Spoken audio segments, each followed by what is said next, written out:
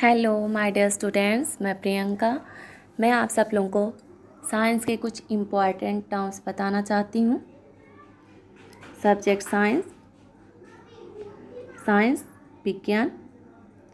Science की main 3 branch है: physics, chemistry, biology. भौतिक विज्ञान, रसायन विज्ञान, जीव विज्ञान। स्पेशली ये टॉपिक सब 9th और 10th के स्टूडेंट्स के लिए हैं। एक बार फिर से सुन लीजिए। साइंस की मेन 3 ब्रांचेस हैं: फिजिक्स, केमिस्ट्री, बायोलॉजी। वैसे बहुत सारी ब्रांचेस हैं बट मेन 3 हैं। बायोलॉजी को अगेन 2 पार्ट्स में डिवाइड किया जाता है: जूलॉजी और बॉटनी, जंतु विज्ञान और वनस्पति विज्ञान। अब हम लोग बात करते हैं फादर और मदर की। तो साइंस में फादर और मदर वे होते हैं जो किसी टर्म्स का सबसे पहले उपयोग करते हैं, अर्थात किसी का अध्ययन जो सबसे पहले करता है वो उसका फादर या मदर कहलाता है। फादर ऑफ फिजिक्स की अगर हम बात करें तो फादर ऑफ फिजिक्स में 3 लोगों का नाम आता है: Galileo, sir Isaac Newton and Albert Einstein. तो आप लोगों के मन में विचार आएगा कि ऐसा क्यों एक ही नाम होना चाहिए। तो लोगों का ऐसा मानना है कि इन तीनों का बहुत ज़्यादा योगदान था। अगर हम किसी एक को मानते हैं तो और लोगों के साथ नाइंसाफ़ी होगी, इसीलिए फादर ऑफ फिजिक्स की उपाधि तीनों लोग को दी जाती है: Galileo, sir Isaac Newton and Albert Einstein. But अगर हम फादर ऑफ मॉडर्न फिजिक्स की बात करें तो एल्बर्ट आइंस्टीन आप बता सकते हैं कि फादर ऑफ मॉडर्न फिजिक्स कौन है? एल्बर्ट आइंस्टीन है।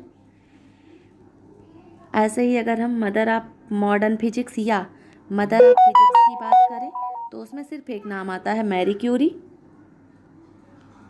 नेक्स्ट फादर ऑफ केमिस्ट्री की बात कर लेते हैं। ऐसे ही फादर ऑफ केमिस्ट्री में भी 4 नाम आते हैं: लेवासियर, बॉयल, डाल्टन, बर्जीलियस। बट अगर हम फादर ऑफ मॉडर्न केमिस्ट्री की बात करें तो सिर्फ एक नाम आता है: एंटोनी लेवासियर। अगर हम मदर ऑफ केमिस्ट्री या मदर ऑफ मॉडर्न केमिस्ट्री की बात करते हैं तो इसमें भी एक नाम आता है: मैरी एने पीरेट पॉल्ज। मैरी एने पीरेट पॉल्ज। मैंने हिंदी और इंग्लिश दोनों में लिख दिया है जिससे आप लोगों को कोई प्रॉब्लम ना हो। नेक्स्ट है father of biology and zoology. तो एरिस्टोटल कहलाते हैं, अरस्तु। अब फादर ऑफ मॉडर्न बायोलॉजी की बात करें तो चार्ल्स डार्विन कहलाते हैं। और अगर हम फादर ऑफ मॉडर्न जूलॉजी की बात करें तो अरिस्टोटल ही कहे जाते हैं। Next father of botany, Theophrastus. Father of modern botany कुछ लोग थियोफ्रेस्टस को ही मानते हैं बट कुछ लोग लीनियस को मानते हैं क्योंकि इन्होंने वर्गीकरण भी आगे चलकर किया। टैक्सोनॉमी में इनका मेन बहुत इम्पॉर्टेंट योगदान है। सो बहुत लोग लीनियस को मानते हैं। अब हम लोग डेफिनेशन देख लेते हैं, परिभाषाएं देख लेते हैं। साइंस विज्ञान। Science is the study of nature and behavior of natural things and the knowledge that we obtain about them। प्रकृति में उपस्थित वस्तुओं के अध्ययन से ज्ञान प्राप्त करने और उसी आधार पर वस्तु की प्रकृति और व्यवहार का पता लगाना ही विज्ञान कहलाता है। वैसे सिंपल सी भी डेफिनेशन है कि किसी भी विषय के क्रमबद्ध ज्ञान को विज्ञान कहते हैं।